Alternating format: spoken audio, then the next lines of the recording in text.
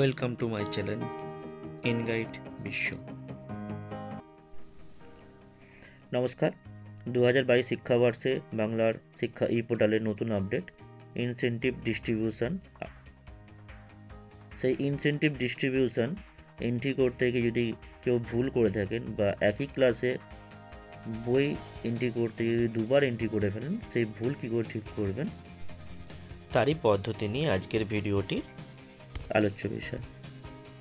দেখুন, incentive distribution entry ভুল হলে ঠিক কী করে করবেন তার পদ্ধতি স্টেপ বাই স্টেপ আজ আপনাদের এই ভিডিওর মাধ্যমে দেখানো হবে। প্রথমেই গুগল থেকে বাংলা শিক্ষার পোর্টাল ওয়েবসাইটটা খুলবেন এবং খুলে লগ ইন পেজে আসবেন। লগ ইন পেজে প্রথমে ইউজার নেম, পাসওয়ার্ড, ক্যাপচ কোড দিয়ে সাইন ইন করতে হবে।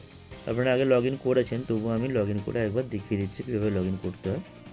দেখুন, ইউডাইস কোড প্রথমে আপনার স্কুলে, তারপর ইউডাইস কোডের পর 32 লিখবেন, ওটা হচ্ছে ইউজার আইডি। তারপর পাসওয়ার্ড, এসআই অফিস থেকে আপনার যে পাসওয়ার্ডটা দিয়েছে সেই পাসওয়ার্ডটা লিখবেন। তারপরে একটা ক্যাপচ কোড আছে, দেখুন আমি মার্ক করছি, ওই ক্যাপচ কোডটা দেখে দেখেই ফাঁকা ঘরে লিখতে হবে। তারপরে সাইন ইন করতে হবে। সাইন ইন করার পর একটা পপ আপ উইন্ডো আসবে, ওটাকে কাটা চিহ্নটা দিয়ে কেটে দেবেন। কাটলেই আপনাদের স্কুলের ওয়েবসাইট চলে আসবে। ওয়েবসাইটে এসে বাঁদিকে যে মেনু বার আছে, মেনু বারে যে ইনসেন্টিভ অপশানটা আছে, ইনসেন্টিভ অপশানে ক্লিক করতে হবে। ক্লিক করে প্রথমে দেখুন স্টুডেন্ট ওয়াইজ স্টক ডিস্ট্রিবিউশন, যেখানে গিয়ে আপনারা এন্ট্রি করেছিলেন দেখতে পাচ্ছেন। এরপর আমি আবার মেনু বারে চলে এলাম, এসে ইনসেন্টিভ অপশানে ক্লিক করে আমি অ্যাভেলেবেল স্টকে গেলাম। গিয়ে প্রথম অপশান দেখুন টেক্সট বুক 632টা দেখাচ্ছে আমি যে এন্ট্রি করেছিলাম। তারপরে এক্সারসাইজ বুক, তারপরে shoe, bag, diary, CC, report card, uniform, এই অপশানগুলো পরে আস্তে আস্তে এন্ট্রি করতে হবে। কিন্তু যেহেতু আমাদের এখন টেক্সট বুক অপশানটা এন্ট্রি করেছি, তাই প্রথমে টেক্সট বুক অপশানটা ক্লিক করলাম। ক্লিক করলে নতুন একটা উইন্ডো খুলে যাবে। এখানে আপনারা যা যা টেক্সট বুক এন্ট্রি করেছেন সেইগুলো সব দেখতে পাবেন। আমি এখানে যে ভুলটা করেছিলাম, কাটুম কুটুম আমাদের প্রাইমারিতে 21 জন আছে, তো 30টা এন্ট্রি হয়ে গেছে। মজারও একইভাবে 30টা এন্ট্রি হয়ে গেছে। নিচের দিকে নেবে, সব দেখে নেবেন। এরপর আবার ইনসেন্টিভ মেনুতে আমি এলাম, এসে স্টক রিসিভ হিস্ট্রিতে আমি যাব। দেখুন স্টক রিসিভ হিস্ট্রিতে আমি ক্লিক করলাম। ক্লিক করলে নতুন একটা উইন্ডো খুলে গেল, যেখানে প্রথমে দেখতে পাচ্ছি আমি মজারু প্রি প্রাইমারি 9টা এন্ট্রি আছে, কাটুম কুটুমও 9টা এন্ট্রি আছে। এই 9টাই আমি বেশি এন্ট্রি করেছি। এবার আমি আস্তে আস্তে নিচের দিকে যাব, গিয়ে দেখব আর কোথায় আমি মজারু আর কাটুম কুটুম এন্ট্রি করেছিলাম।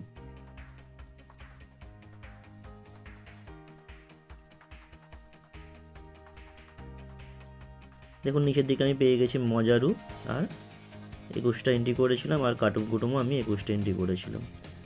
তার মানে এইটা আমি ঠিক এন্ট্রি করেছিলাম, ওপরেরটা আমি ভুল এন্ট্রি করেছিলাম, তাই ওপরে ফিরে গেলাম। ফিরে গিয়ে দেখুন ডান দিকে যে অ্যাকশন আছে, অ্যাকশন যে অপশানটা আছে কলাম, তাতে একটা ডিলিট বাটন আছে, এই যে ডিলিট বাটন, ওইটা ডিলিট বাটনটাই ক্লিক করলাম।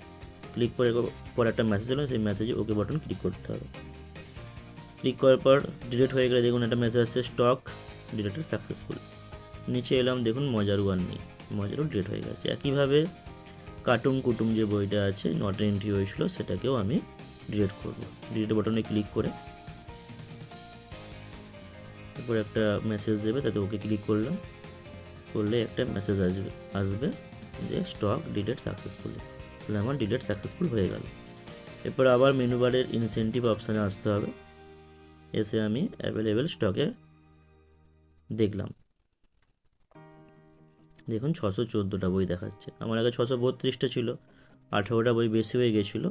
আমি বইয়ে ক্লিক করে দেখে নিলাম, দেখুন কাটুম কুটুম আর মজারু 21টা দেখাচ্ছে, আমার এন্ট্রি এডিট হয়ে গেল।